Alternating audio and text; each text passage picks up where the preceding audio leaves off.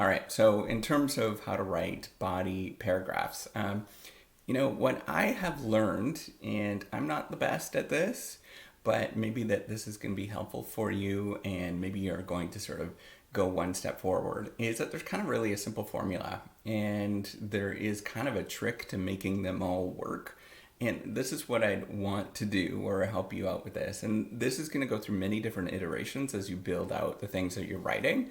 But that's an important thing to remember. But there is kind of a simple trick to do better body paragraphs. And the first thing that you need to do is a short introduction or topic sentence that you need to do, and make it really really short. Like it's pretty succinct, and the reason why you want to do that is because it describes what the paragraph is going to be about. But also, most people, when they're reading academic work or research articles and stuff, they're just skimming, and so they skim and read the first paragraph or the first sentence of every paragraph. They don't want to go into the details of those particular citations because what's going to happen. And then you write a sentence that follows that sort of connects that short sentence to sort of body of evidence or something like that, right? So it's going to be like the first sentence is going to be "I love chickens." I don't know why, but then you're going to say the next sentence is going to be something like the reason why I like chickens, or there's several reasons why I really like chickens, and here are those several reasons, kind of something like that, right? And then after that, you get into the articles or papers that are going to be, citing or giving evidence of that. So then you'd write like, Smith and Farmer says that chickens have beautiful feathers, something along those lines, and that resonates with me. And then there's going to be, second. There's evidence that suggests that chickens have very good feelings. I don't know.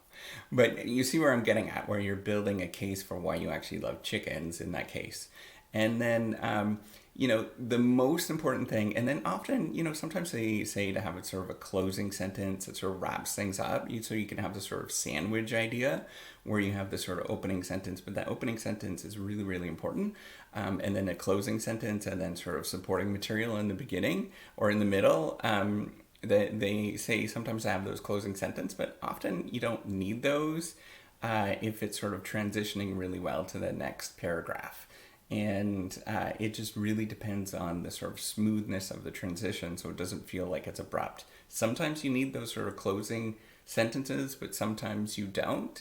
But the most important part of the entire paragraph that you're ever going to do, and you have to really think about this, is that first line of the paragraph, that sort of short, punchy thing.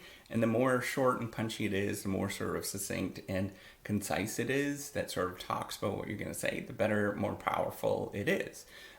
If it's long and winded and has sort of all these different phrases and stuff like that in it, it's going to be really confusing for most people. So I try to avoid those. The longer sentences, the ones that have sort of all sorts of different things that are going on, I usually put that in the body, more of the body of the paragraph, in the middle of the paragraph than at the beginning.